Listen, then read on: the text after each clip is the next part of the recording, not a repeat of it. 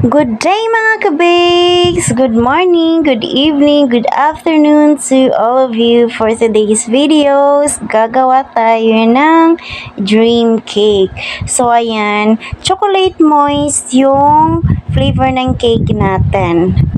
At size 6 inches yan and 2.5 na ata yung kataas ng cake or 2 inches. So, ayan, bago tayo mag-start, mag-gloves tayo. Siyempre, para maging malinis yung paggawa natin ng cake, kailangan natin gloves.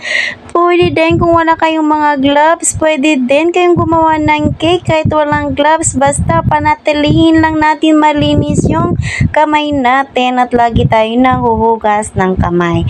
So, ayan, nilagay ko na pala dyan yung tawag dyan, acetate. Ayan, paikot sa cake natin. At, syempre, para hindi matanggal yung plastic or acetate na pinaikot natin sa cake, lalagyan natin ng tape. So, ayan. Pwede tape, pwedeng sticker na kung anong mayroon kayo. Nasa sa inyo kung ano yung ilalagay nyo para dumikit yung acetate at hindi matanggal.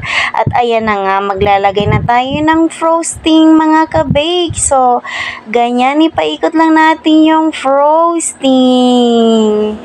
So, very simple lang yung dream cake natin. So, ayan, ganyan lang talaga yung paggawa natin ng cake mga kabakes. Paikot natin. Huwag natin paikutin yung mga minamahal natin dahil tayo ay kawawa kung paikutin natin. Char! Char lang. So, paikot ng paikot hanggang mahilo kayo. Char, hindi ganon mga kabakes. So, nakakahilo talaga pag ganyan, paikot ng paikot, lalo na nakakadami kang ikot, diba? So, ayan, pag natapos na natin lagyan ng frosting, chocolate frosting yan siya mga kabakes. And whipped cream yung gamit natin dyan. At, ayan, ipa-flatten lang natin para magpantay yung frosting na ginawa natin para maganda tingnan pag ilagay na natin yung another layer na chocolate ganache, yung another layer natin na ilalagay.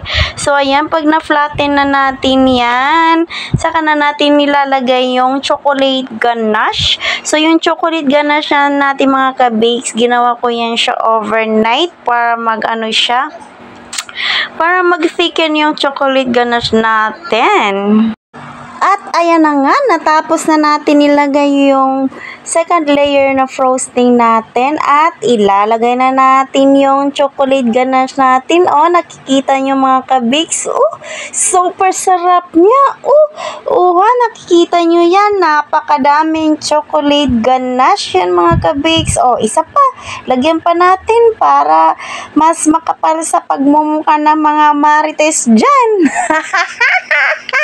Oh, mga marites, ipang marites yun na ako na gumagawa ako ng napakasarap na cake. O siya, sige mga marites yun na ako. So, ayan, lalagay na natin yung chocolate ganache. Ayan, napakasarap na chocolate yan mga kabakes. So, kakapalan natin, singkapan ng pagmumukha natin. O, pagmumukha nyo pala.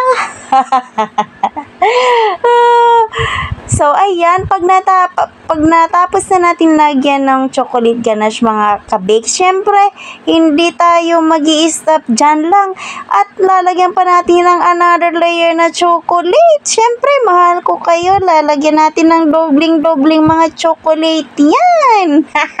Sa mga chocolate lovers dyan, ayan, kumuha na kayo ng dream cake ko at hindi kayo magsisisi kung bumili kayo sa ginawa kong cake. Siyempre, maalala nyo ako pag kinain nyo dyan. Char. Itong dream cake na ginagawa ko mga kabakes, pwede siyang pang giveaways, pang kasal, pang anniversary, pang monthsary, pang birthday, and for all.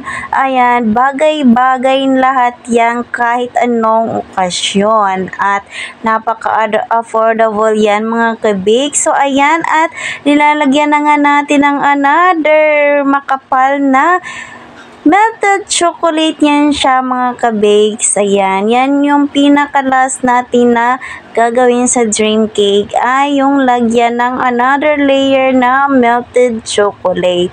So, napakarami yan siyang melted chocolate mga kabakes. So, ayan, i-spread lang natin yan hanggang ma-flatten natin. O, pag na-spread na natin yan, saka na natin ulit lalagyan natin ulit syempre ng another chocolate mga kabakes. O, diba?